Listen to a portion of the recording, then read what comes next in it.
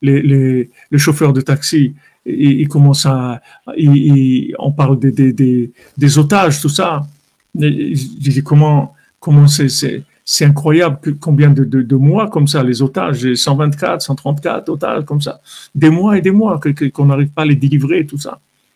Alors, il nous dit, mais parce que c'est trop d'orgueil. Il m'a dit c'était trop d'orgueil. Cette armée, soi-disant, c'est la meilleure armée. Ils ont plein de renseignements, des trucs et tout.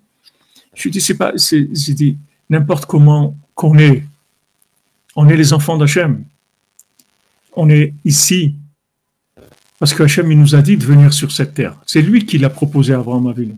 C'est pas une terre qu'on a conquis à titre personnel. Hachem il nous a dit tu vas faire la guerre et tu vas aller prendre la terre. Et de toute façon, c'est une guerre, juste une simulation, parce que personne ne pourra t'arrêter.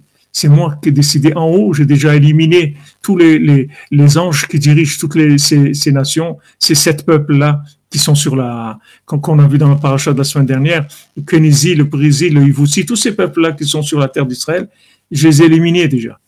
Donc c'est Hachem qui nous a dit de venir ici. C'est pas, alors que dans un autre endroit du monde, tous les gens qui sont dans tous les pays du monde, c'est pas Dieu qui leur a dit d'aller là-bas. La plupart, ils ont volé la terre à d'autres gens. Les Américains, ils ont volé les trucs, tous ils ont volé les terres. Et ils continuent à voler, ils reconnaissent pas du tout. Ils continuent à profaner des pays et leur culture et leur façon de vivre et leur langue et tout. Et il n'y a pas de problème, ils n'ont aucun problème avec ça. Mais Israël, ils n'ont pas le droit d'être chez eux. Mais tout le monde les autres, il n'y a pas de problème.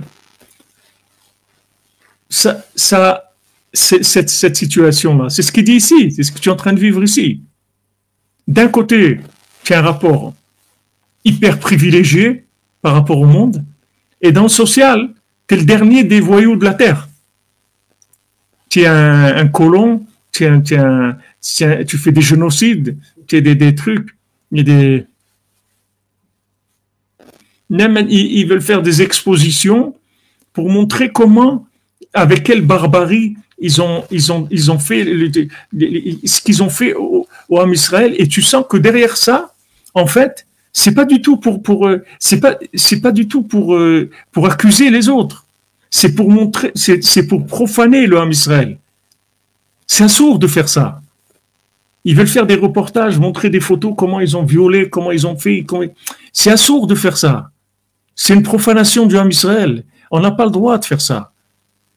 Il ne faut pas laisser faire ça.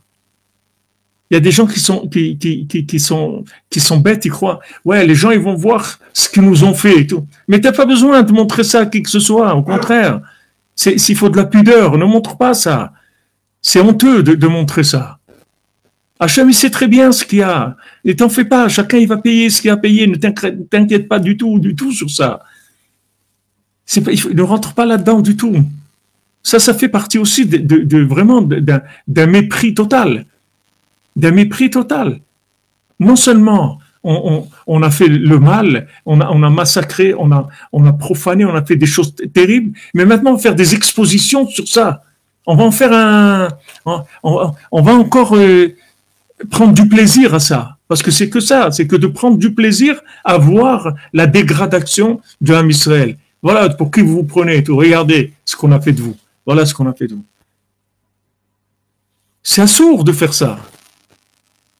Il ne faut pas participer à ça. Il faut les gens qui sont invités et tout, il ne faut pas aller dans ces choses-là. C'est absurde. C'est absurde de voir la dégradation de l'honneur des enfants de Dieu. C'est de la profanation des enfants de Dieu, des âmes divines. On n'a pas le droit de voir ça. C'est absurde.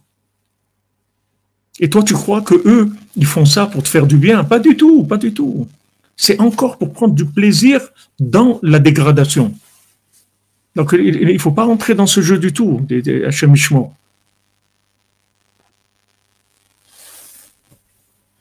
Pas rentrer du tout dans ça. Donc, ce côté-là éternel qu'il y a dans le Ham Israël, ce côté éternel qu'il y a dans la terre d'Israël, qu'il y a dans le Ham Israël, sur sa terre. Il n'y a pas plus grand que ça. Il n'y a pas plus juif que quelqu'un qui vit en Israël par rapport à son identité profonde. Je ne parle pas maintenant de l'identité de Ahava chez Beyamim, c'est-à-dire de sa réussite. Quelqu'un peut vivre en dehors d'Israël et d'être un très bon juif et d'étudier la Torah et de se comporter comme un très bon juif et tout, il n'y a pas de problème. Mais la terre d'Israël, c'est une définition de l'appartenance. Quand quelqu'un, tu lui dis où tu habites, d'où tu viens. Quelqu'un dit je suis français, je suis américain, je suis ça. Et quelqu'un dit je suis juif. D'accord? Ça veut dire quand il vit en Eretz Israël, il est juif, c'est son identité, c'est l'endroit de l'identité juive. Donc c'est l'endroit où Hachem il surveille, il est proche, où il a une providence divine très rapprochée. Maintenant, on ne peut pas comprendre ce qui se passe, comme Rabbeinu ici, dans son rêve, il essaye pas de comprendre ce qui se passe. Il comprend pas du tout ce qui se passe. Il voit que tout le monde le rejette, il comprend pas ce qui se passe. Mais il se laisse pas décourager. Il se laisse pas décourager. Il dit non. Ok, il n'y a pas d'Olam Haba. C'est-à-dire, j'ai pas réussi. J'ai pas réussi socialement. C'est-à-dire, j'ai pas réussi dans les actes qu'il fallait faire dans ce monde. Mais ça me disqualifie pas d'aimer Hachem. J'aime Hachem et tout ce que je peux faire pour faire plaisir à Hachem, je vais le faire. Et après, il sent une amertume, c'est-à-dire que il va faire une tchouva tellement forte, c'est-à-dire il va ressentir quelque chose de tellement fort qu'au contraire, après, ils vont dire Adraba, au contraire, sache qu'on est fier de toi. C'est le contraire. On va lui montrer de l'autre monde qu'au contraire, on est fier de toi. On est fier de toi.